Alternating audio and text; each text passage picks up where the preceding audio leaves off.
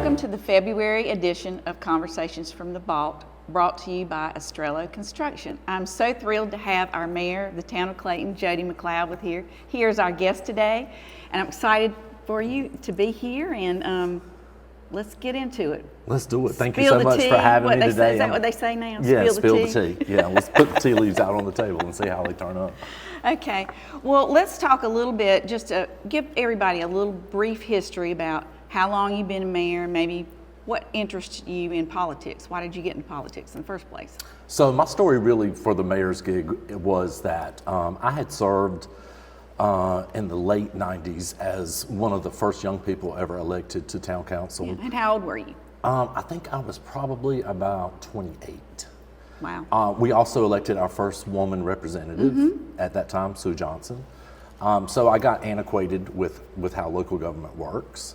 And but when it came to the role of mayor, I felt like it was time for Clayton to have an upgrade on that, to kind of like redefine the role of mayor for the town of Clayton. Right. Because for 50 years historically, it had really been you ran 2 meetings a month, you did a lot of ribbon cuttings, right, and you bought a lot of barbecue tickets. Yeah. Right. But I felt like for Clayton it was so much more. It was time to really market and brand and promote our town and what we offer. Well, that's amazing. And we just had our Legislative and Governmental Affairs Committee meeting, and we were talking about the dynamics that this town council has at this point, and you've sort of elevated it to that point where everybody gets along, they're collaborative, they're strategic, and due to your leadership, you brought the town council to that point. So thank you for that. Well, thank you. You know, it's really a part of cultivating a strong team. And I don't think ever before in Clayton's history have we been as well represented as we are now. And that's geographically, race, gender, like all of it. A huge balance and a big shift in what historically Clayton had known as leadership. Right. Well, I think it's just amazing what this town is accomplishing right now. So let's segue into what keeps the mayor up at night. Oh my gosh. So the truth is not much, because I take a 0.5 milligram lorazepam and before that I go always to bed. helps. That's right. Always helps. However, there are times, certainly there have been times, you know, that you have issues that I have issues in my mind, and really it all comes down to cost and affordability. And that's for everybody on every level. Right? And, you know, while we continue to grow and all the great things that are happening here, you know, the town council and the mayor and staff definitely aware of cost of services or cost of anything. You know, everything is getting more expensive. It is. So what is your greatest accomplishment, or what are you most proud of? I'm so proud of so many things, but like really the first thing that comes to mind would be our sculpture trail. And the sculpture trail got started, you know, a decade ago as my vision for something for people to do when you finish having dinner in downtown Clayton, because not a lot of merchants were open at that time. So you could come downtown, have a nice meal, and then you could walk 2 or 3 blocks and see the different sculptures and, you know, create some sense of community. I love public art because it allows 2 perfect strangers to come together, somebody maybe who's been here forever and someone who just moved to Clayton, and to have something automatically in common. You know, I'm super proud of that, and how Clayton promotes the arts and what a big economic drive that all of that entails for the town of Clayton and North Carolina, really. Yeah, I would agree with that. So let's talk a little bit about the challenges. We've experienced exponential growth here in Clayton, and there are some challenges that we're facing right now. So let's talk a little bit about that. What are our largest challenges, and what are you hearing most about from your constituents? So the biggest challenge right now is definitely where the water resource will come for Johnston County and for Clayton, North Carolina, 15 and 20 years from now.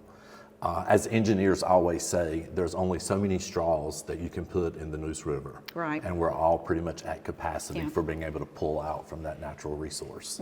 So that's one of the primary challenges that's facing all of us right now in trying to plan 15 and 20 years out for the future. Because while we've done, tremendous strides with wastewater. We still have some areas that, you know, we're going to have to continue to develop that and prosper that forward with the continued growth and the projections and so forth.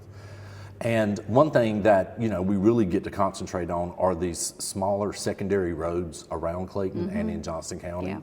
And, you know, our General Assembly leadership is well aware of that need. And because, you know, some of those roads, Barber Mill Road, Little Creek Church Road, like so many of them are the same width and size they were when I was 16 years old and driving through Johnston County. Yeah.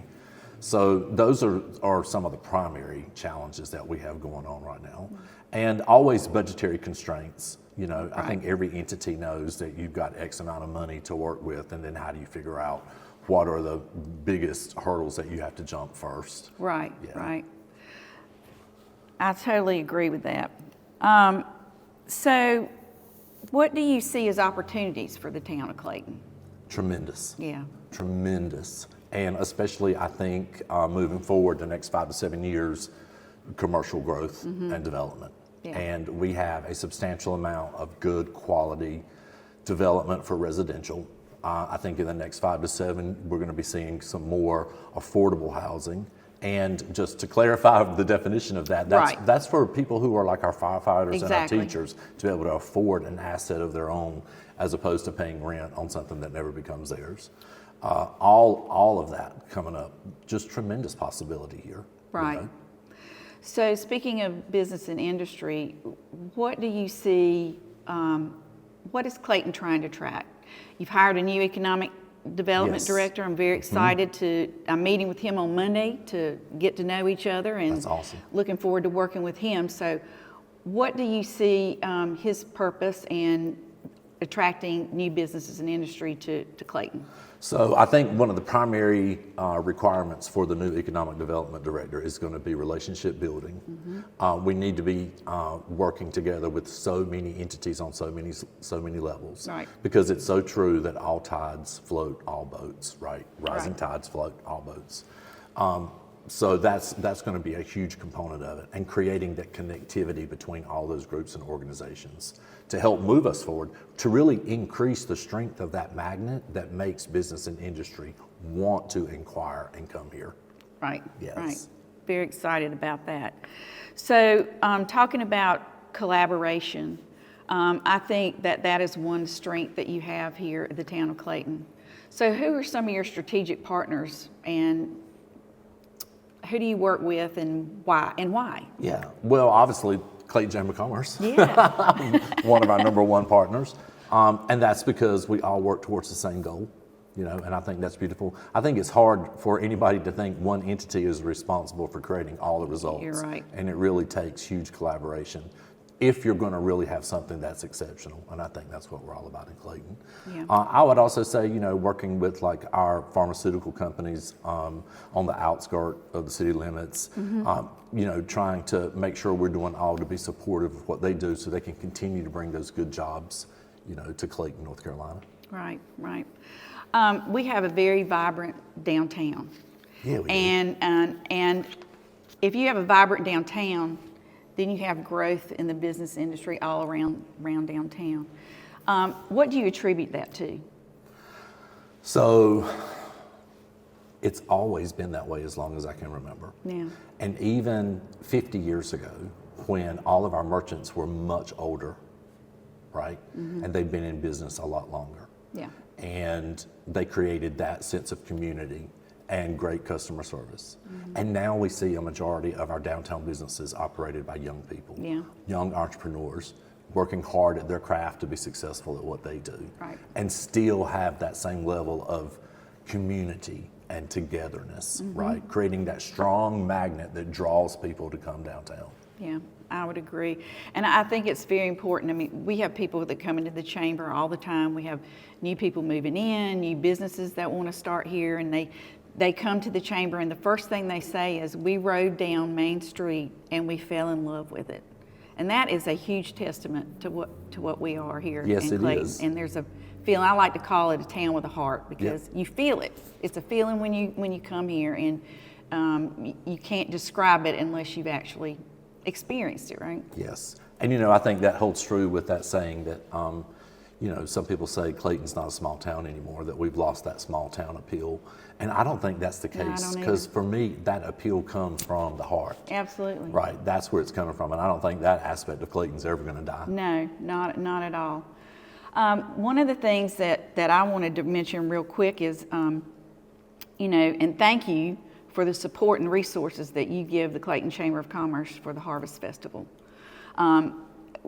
I feel like it is a draw. It is a huge investment for the town to make and allow us to do this. But it also brings a huge economic impact, and to see the smiles on the kids' faces and the parents and the families and their experience in downtown as a whole. But I just wanted to thank you publicly for that, because not many people realize that the town plays a huge part in allowing us to be able to put this festival on. They do. It comes with considerable cost to the town of Clayton, but it is worth every penny, because every Harvest Festival or every time we have something in downtown Clayton creates opportunity for new discovery. And I'm sure, you know, you guys have it all the time here at the Chamber, people walking in saying, I've never been to downtown Clayton. This is my first time in downtown Clayton. Exactly. That happens on a weekly basis. It does. That discovery, that's where it's at. In fact, I just had a conversation with somebody the other day and said, you know, I saw a shop downtown and I saw it at the Harvest Festival, and I just haven't been back downtown to go, but I really thought it was fabulous, and I'm going to come back and visit. There you go. So that's a key to this Harvest Festival, bringing people in and exposing them to what we have in the downtown area. Just wanted to ask about the future and future growth and what the plans are, and can you elaborate a little bit on that? We've got a few minutes left to talk about that. Yeah, sure. No, so there's that conversation out there that says, we've got enough, we don't need any more, y'all need to slow it down, all of this. And compared to where we have been historically, I think that's probably very true. But growth isn't like a light switch, Right. And you can't just turn it off.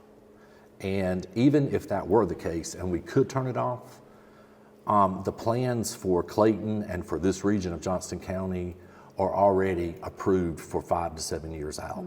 So we've got approved growth for the next 5 years. And so growth isn't going to go anywhere. No. You know, and it's going to be how we manage it and how we plan for it and how we work together as a sense of community and partnership to make it all happen. I appreciate that. That's very important. Planning and having a strategic direction, and you all do that so well, and I appreciate that. So one last question, and you may or may not have been asked this already today, but when is Clayton getting a Chick-fil-A? Oh my God. I know you ask that daily. I had to get it in there because It is so hard. It is so frustrating. So, like, one thing I would like for our viewership to know is that Chick-fil-A, you know, they have like all of these requirements for where and when they will locate someplace. And you think we don't have enough traffic and enough rooftops right now. We don't have enough rooftops and traffic right now to support the demographic of a Chick-fil-A.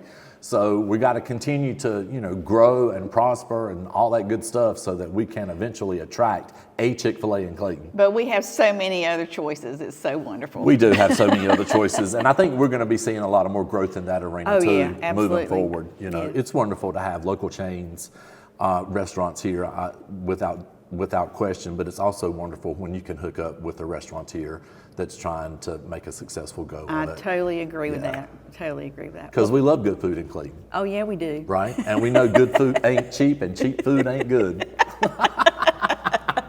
That's so true.